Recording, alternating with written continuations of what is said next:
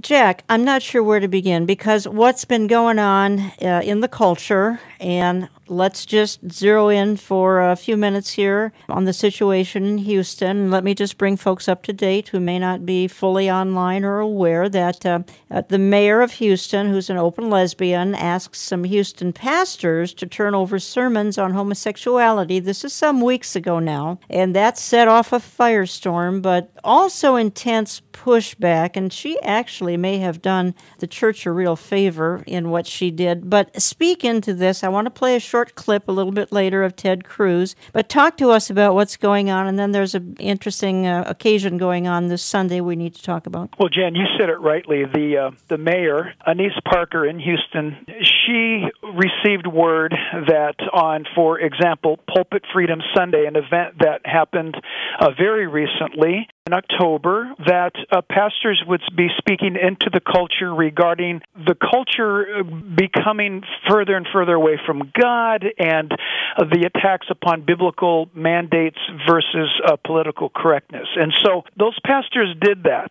And they spoke out in mentioning the demise of a culture. There's a cycle that a culture, state, or nation goes through. And they mentioned homosexuality, which is one of the ancient foreboding signs of a dying culture. Mm-hmm. And that bothered, as you said in your introduction, that bothered the mayor because she personally, privately, in an outspoken way, I say privately, is a homosexual. And so she took issue with that. And so she summoned their sermons. She summoned their phone calls, believe it or not, their communications, emails, anything to review, to find these pastors in violation of her feelings, in violation of what I believe is a self-imposed on her part thought crimes, according to her definition. And so this was launched, and it's, as you rightly said, it has created a flashpoint pushback, and that's what leads us to us talking today, Jan, on how important is this pushback? How important is it, Jan, that pastors and those of your listeners right now actually get their pastors, inform their pastors to join what is happening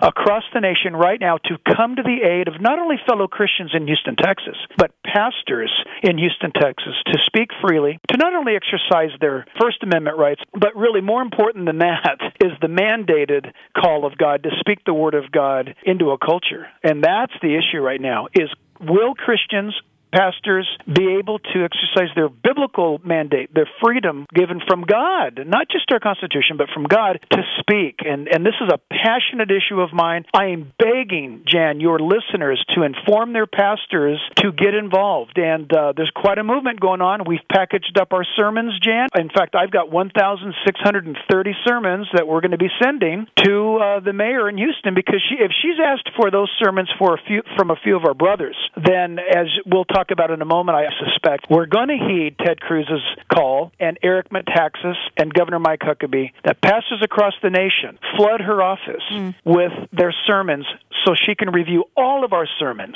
You attack one of our brothers in the pulpit, you're attacking us all. Well, let me just play a quick soundbite here of Ted Cruz. One of the next battles in this culture war could indeed be right there in the pulpit as it relates to, are we going through a potential period, or could we very well soon go through a period where pastors are in essence hauled off to jail or whatever it is for a hate crime because they're speaking for traditional marriage? I think that is a real risk. You and I have both pointed to that risk in the past, and some in the media ridicule that threat and say there's no danger of government coming after pastors. That is the usual response. In this instance, the subpoena from the city of Houston asked these 5 pastors, who are not parties to a lawsuit, mind you, they're simply pastors in the city of Houston, to turn over every sermon they have ever preached that mentions in any way homosexuality. And so the specter of government trying to determine if what pastors preach from the pulpit meets with the policy views or political correctness of the governing authorities,